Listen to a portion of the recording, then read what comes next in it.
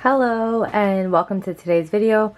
Today is Monday, October 7th, and I'm just going to do a quick video on how to recalculate calories. And this is a disclaimer that this is for me and my numbers. If you want to know how I got to these conclusions, I will link the 2 videos that I followed below. Actually 3 videos, and as well as the contact information for John Mango, who was my macro coach in the past. So before I even got a free month of coaching from John Mango, I had already decided that I was going to use the free information on YouTube and come up with calories for myself. Now, before I get there, I have data for all of the things that I have done all the way. I'm technically on week 14 of my cut, but this is the weekly calories average up until week 12, and I don't think it's a big of a difference to calculate up until week 14. But to show you an example of how I do it, I do the weekly stats, week 12 ending. I put how many untracked days I had, which lately it's been getting worse and worse, which is why I'm recalculating my calories and my macros. And I'm going to continue my cut, but it just shows you all the details, all of that. I basically put the day of the, my cut, day 1, day 2, day 3. It's not always correlated to Monday, Tuesday, because I started my cut on a Thursday. I put my weigh-in for that day because I have daily weigh-ins on my Instagram, tracking with Cynthia. And then I have my calories based on MyFitnessPal. This was the untracked day. Higher calories, higher calories, higher calories, and then lower calories again. So I divided by 7 for my weekly weights average, and then I divided by 6 because of the non-applicable information there, and then I got my weekly average. This is, again, was not for the last couple of weeks. This was week 12 and I'm on week 14 ending. Weight weekly average was 137.8. Calories weekly average was 1893, as we can see here. And then from the beginning at 154 minus whatever my weekly average was 16.2 pounds. And then from last week was 139 minus 137, so down 1.4. And I have all of this data on Instagram, which is way prettier. But back to this. If you look at this, I have been I was pretty good, 1598. I think John Mango started me at 1700 plus. And then I went down to 1600. I was eating only 1500, a little low there. Next thing you know, I went up, back to normal, back to low, back up, going buck wild, kind of controlled, but not really. It's been worse lately, so I know that I need to get my shit back together, and that's what I mean when I say you're analyzing the data, and that's it. You don't get emotional, don't get butthurt. I know I haven't been feeling the best in terms of I'm technically losing weight still doing what I'm doing, but do I feel as best as I could? No, I don't. And I'm starting to feel like shit. So I really want to get it back in order and just end the year strong. So, okay, we're just going to go based on week 14. Actually, let's try zooming in. Nah, that's not. Okay, week 14, we're going to say that roughly 134.9 is going to go to 135 just to make the calculations easier. That was my ending results as of Wednesday night, this past Wednesday. And my calories that I was supposed to be hitting for the last 10 weeks was 1350, but I have not hit that at all, which is fine. I don't care. I'm just analyzing the data, and I was still tracking data for most of those days. In terms of my food, I've pretty much been tracking my weight every single day except for any day that I wasn't at home. So John Mango has a basic formula. Again, I'm going to link the video. You need to watch the full video. I've watched it many times, and that's why I'm able to tell you this. But again, high level. This is for me calculating my own numbers. I highly suggest you watch the full videos at the bare minimum. If not, contact one of these people to help you. But body weight times 10 times 1.3. So my current body weight based on last week's weekly average was 135 times 10 times 1.3. That tells me I can eat about 1700 calories.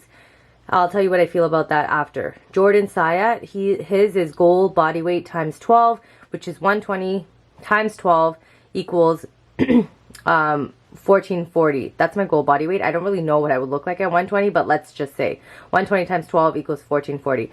Then there's another girl I just started following who lives in Canada as well. Her name is Laura, and she talks about this principle where she focuses on protein and calories, and she tries her best to hit protein and calorie numbers, and the rest, the other macros like carbs and fats, she doesn't really pay attention to, because her general idea is that the protein and calories, if you hit those, you really don't have much wiggle room to fuck up your fat and to fuck up your carbs. You know what I mean? Like, you can only go so high. Maybe one day you'll have a higher fat day. Maybe one day you'll have a lower fat day, etc., etc. And then I have another point. She didn't really say this. I think everyone was kind of generally saying this, which is, in general, I think the ideal goal would be to have 1 gram of protein per ideal body weight. So for example, if my ideal body weight is 120, my minimum that I'm trying to hit for protein is 120 grams of proteins, and then whatever calorie number I decide to go with. So technically, my macro breakdown is really just trying to hit my protein and really trying to hit my calories. And honestly, I was doing her method, like the protein and calories, by like the end of the last couple of weeks. And I think that method is the way to go, especially when you don't want to overcomplicate it. And again, I'm not trying to do a body weight or body show competition, whatever you call it, bodybuilding competition. I'm just trying to be as healthy and happy as I can be. Last person I want to talk about, he has an Instagram channel versus YouTube, but he talks about making a meal plan for yourself and focusing on protein. And basically what he says is, if you need to hit 120 grams of protein, what you need to do is figure out what are 3 or 4 types of protein that you like to eat, and how much of each of those things do you need to eat to be able to get your protein goal.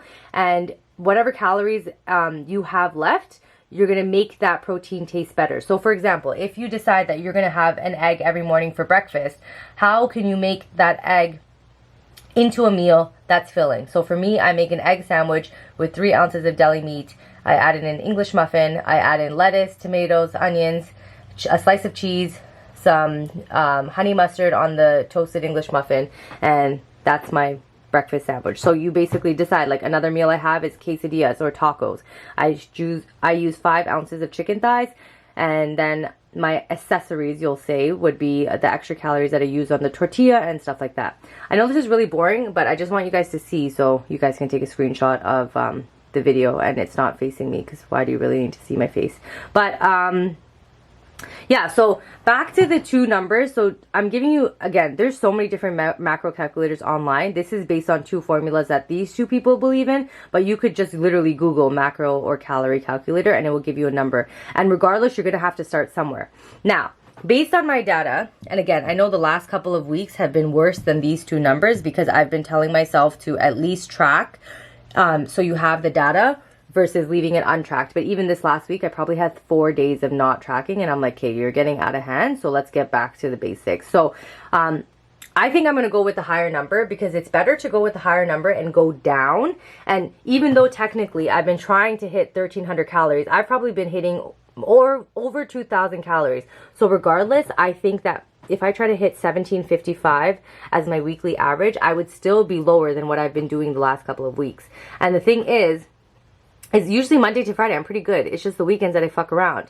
And again, this Laura lady mentioned that, you know, if you have been like Monday to Friday killing it and then Saturday, Sunday going buck, like say, for example, Monday to Friday, you're eating 1,200 calories, and then Saturday, Sunday, you're eating like fucking 2,000 calories, your weekly average is still going to be like on the higher end. Whereas if you just ate like 1,600 or 1,800 calories every single day, Monday to Sunday, then, you know, your weekly calories is probably the same as before, but you're not killing yourself. You know what I mean? Like, you're not going in an extremist mentality of going buck on weekends. So it's kind of like, here, have a little bit more throughout the week, and then just, yeah. So I'm going to try that. These are my numbers. This video is really honestly for me, not for you guys, but it's just a general thing. It just shows you how to uncomplicate it. Like, I did the math in about 5.3 seconds. You know what I mean? So I chose John Mango only because of the fact that if you start with a higher number, you have more wiggle room to go down. And again, right now I haven't been hitting my numbers at all. So to try to go from 1350 to 1440, that's only 100 calorie surplus that I'm giving myself, which realistically, I'm not giving myself any more wiggle room, like maybe like a little bit, but more or less, I think I'm going to go with John Mango. I'm going to start with 1755 effective tomorrow with my new scale, my new calories. It's a new start to the week. I'm going to kill it. And then, you know, I'm going to analyze, assess, and then I will probably go down by like 100 maximum every 2 weeks, if that. I want to make sure I'm hitting my calories. I want to make sure I'm hitting my protein. And then we will go from there. So thank you for watching. I hope that was simple. Again, I'm going to link the videos down below. This is just me calculating my own calories and my own macros. I am not calculating it for anybody else. I think you really should check out these 3 videos. They have great information, and there are so many other people online that have great information. So you can do your research, you can find something. But at the end of the day, what you got to do is start somewhere. That's it. Start somewhere. Use MyFitnessPal and you will be good to go. Adios, amigos. See you next time.